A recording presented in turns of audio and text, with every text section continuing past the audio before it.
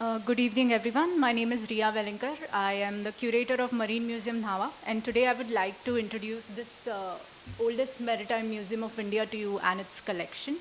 Next, please. Excuse me. So the picture that you see on the right-hand side is the museum building. It is a three-storied building, and it has an association with the Wadia family, the master shipbuilders of the British period. It was the house of Bamanji Harmasji Wadia in 1860s, and later on it was occupied by the Yusuf family, that is the museum's founders family in 1880s. It is an institutional museum located on the campus of training ship Rahman, which is a merchant navy institute at Nhava in Navi Mumbai, Panvel Taluka. So the red circle that you see is where the museum is located, quite close to the sea on the 22-acre campus. Next, please. So as we will be talking about a marine museum, let's understand a bit about the concept of maritime. To put it simply, it is associated with the sea or ships and the vessel or transport and the body on or through which it moves. It deals with various subcategories, but the major ones are the naval and commercial, which cannot be seen here, I don't know why. Anyway, so the major ones are commercial and navy, and the others are shipbuilding, port, dockyards, traditional vessels, maritime art, weather, etc. Next. So the objective of this paper is introducing the Marine Museum, presenting its highlights in the collection, emphasizing the diverse nature of the collection and its connection with the concept of maritime, and highlighting the contribution of the Yusuf family through these objects. Next, please. In 1910, a small school and an orphanage was started at Rashid Mansion, Worli by Mr. Haji Ismail Yusuf for the children of the sailors who had worked for his father's company, that is the Bombay Steam Navigation Company. In 1912, he passed away, and his son Sir Mohammad Yusuf shifted the school to Nhava as the sea at Worli was found to be unsuitable for the training of the children. He converted a small room in the school to a museum as a space for as a learning tool for the children. And this Marine Museum later became a parallel to the Founders Museum, started in 1970, and the two were merged at some point of time. The founding collection in the museum dates back to late 19th century and early 20th century. It is Sir Mohammad Yusuf's personal collection of coins, paper money, and stamps that he brought back from various of his travels around the world. And memorabilia connected with Bombay Steam Navigation Company was also added. But the credit of organizing a thematic museum goes to Mr. Abdul Rashid Yusuf. He's the grandson of Sir Mohammad Yusuf, also the late chairman of the institute. He retrieved the family heirlooms, correspondence, maps, the photographs chronicling the growth of the island of Nhava, its unique marine education and charitable institutions, antique furniture, etc. In this process, he was helped by Mr. Sadashiv Gorakshakar, ex-director of CSMBS, Mumbai, along with other important personalities of the museum community. So the Marine Museum currently holds a collection of more than 1,500 objects, including the archival material spread across 10 galleries and 3 display spaces. So when a person talks about a maritime museum, the first thing that comes to mind are ship models. But of course, this perception has evolved with time, and maritime museums have much more to offer. So there are 8 aspects of the maritime museum. Again, it cannot be seen here, I don't know why. So yeah, we'll be going through all 8 of them.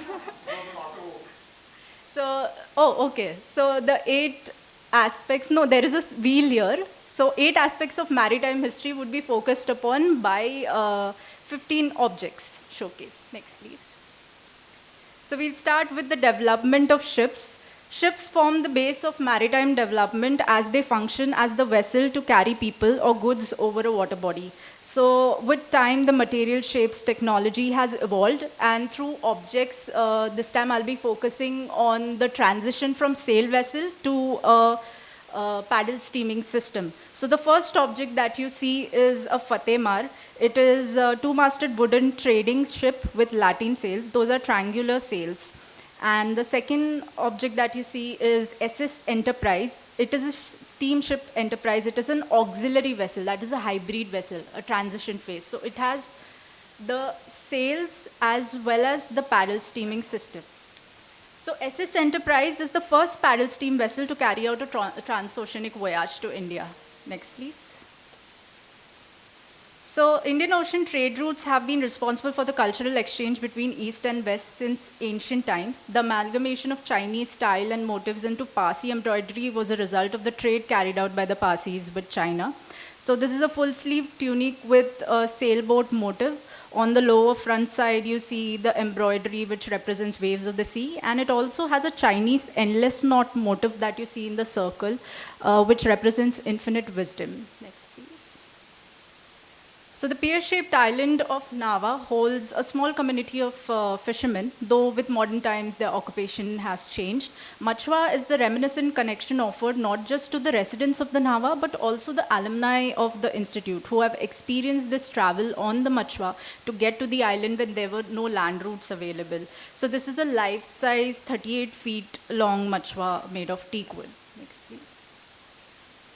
Maritime art or marine art is the art which has ships or sea as its main subject. Though mostly associated with paintings, it also includes art in other media, including decor art or sculpture.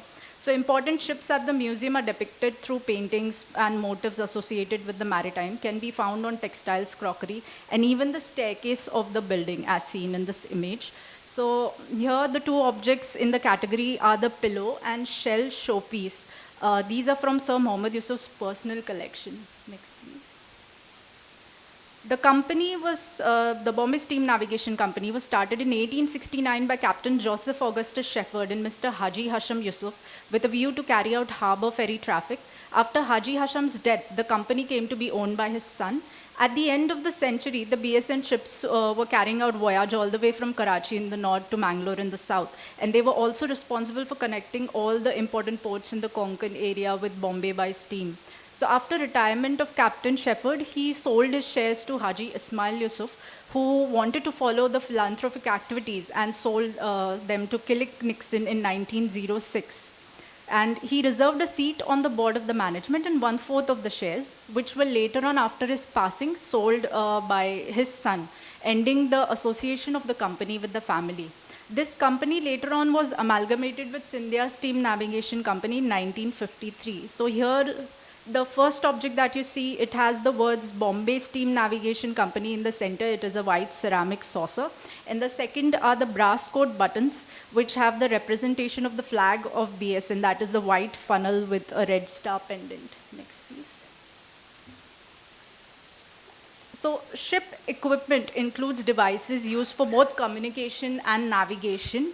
The upper picture that you see, the earlier instruments were singular pieces connected by wire. So this is the navigation gallery in the museum, and it represents the bridge of the ship. But nowadays, you see the integrated bridge system with a modern, sophisticated interface functions as a single interconnected system showing all the important navigational data on the screen. As you can see in the lower picture, it is just as a representation. Next, please. So for this category, we have 3 objects.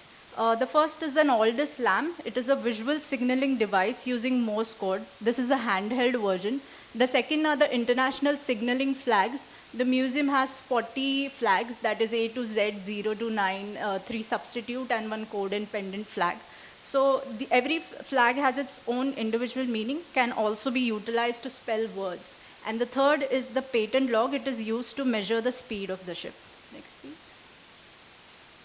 So 5 generations of the Yusuf family have contributed to the institute, but we'll be focusing on Sir Mohammad Yusuf. Being born in the shipping family, Sir Mohammad Yusuf was naturally inclined towards the world of seafaring. He was not only responsible for the oldest marine college and marine museum, but also gave the entire proceeds from selling the remaining shares of BSN company to the governor of Bombay for establishment of the first college in the suburbs, that is the Ismail Yusuf College. Along with the development of Nhava, he was also responsible for construction of a hospital, a sanatorium, a tank, and also a school at Nhava. So his valuable collection includes furniture, decorative art, personal belongings, arms, correspondence, etc. So here we have 2 of the items from his collection. The first is the epaulets, which are ornamental shoulder piece on the clothing. In this case, 2 shells have been used as these ornamentals with Admiralty anchor in the center. And the second is Sir Mohammad Yusuf letter patent. So he was presented with the title of Knight Bachelor in 1915 for the role that he played in the enhancement of education in Bombay. Next, please.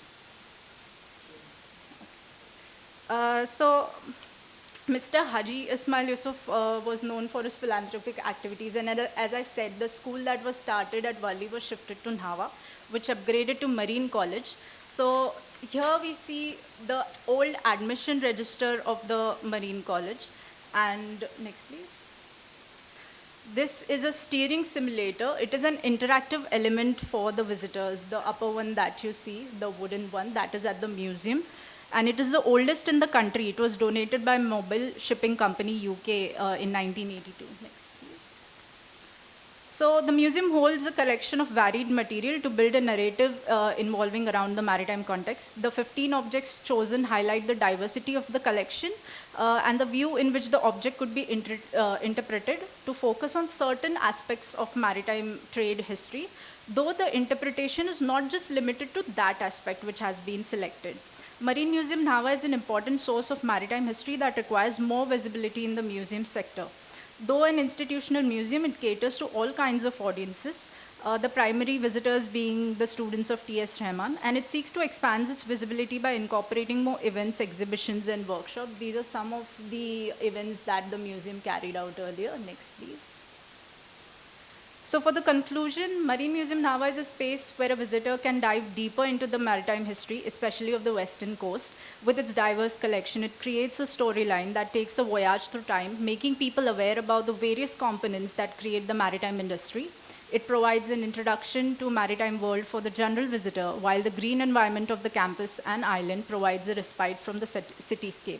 It also works as a tool of education for the current students of Merchant Navy, making them aware about the contribution of the founder's family, and takes the alumni and the elders of the shipping communities down the memory lane to reminisce their own voyage experiences. Not just as a source of education, but Marine Museum Nhava is also a storehouse of maritime art, a well thought of contribution by the Yusuf family. Thank you so much.